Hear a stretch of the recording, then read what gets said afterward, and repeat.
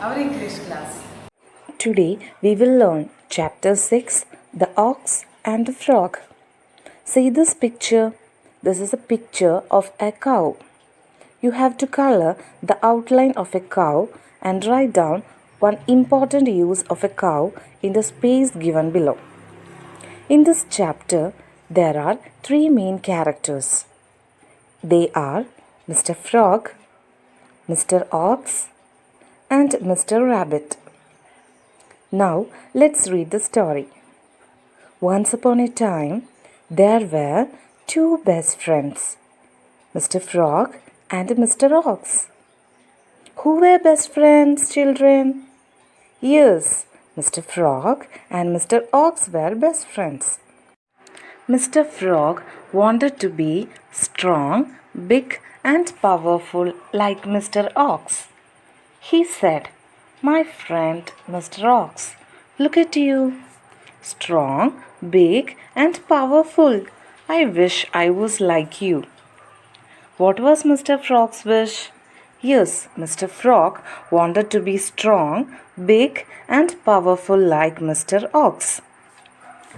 Mr. Ox said, "Why, Mr. Frog? You may be small, but you are very smart. I can never catch a fly with my tongue the way you do." So, what was Mr. Ox's reply? Yes, he tried to convince Mr. Frog by telling about the catching of prey by Mr. Frog. Mr. Frog said, "That's nothing. I'm sure you can squash a fly with your huge and heavy legs. How I wish I could be like you." What was Frog's reply? Yes, Mr. Frog was telling that, "Yes, I can catch prey with the help of my tongue for eating, but you can squash or crush fly with your legs." Just then, Mr. Rabbit passed by. He said, "Take a deep breath and hold it long enough. I'm sure you will become big and bloated." What was Mr. Rabbit's idea? Yes, he told to take a long breath and hold for long enough to become big and bloated. What do you mean by bloated? Yes, bloated means something which appears swollen or puffed up. "That does not sound like a good idea, Mr. Rabbit," said Mr. Ox. "I want to try, please," begged Mr. Frog. Mr. Rabbit and Mr. Ox watched Mr. Frog as he took a deep breath. At first, Mr. Ox refused to accept the opinion or idea of Mr. Rabbit. But Mr. Frog compelled Mr. Ox, and later Mr. Ox and Mr. Rabbit watched Mr. Frog. Mr. Frog looked puffed up. "Maybe your plan is working, Mr. Rabbit," said Mr. Ox. Mr. Frog seemed to look bigger now. But slowly he started turning blue color. "Oh no, he is holding his breath too long. He is turning blue," cried Mr. Ox. Both Mr. Rabbit and Mr. Ox shouted at Mr. Frog, "Stop, stop! Let out your breath, or you will burst." What happened actually?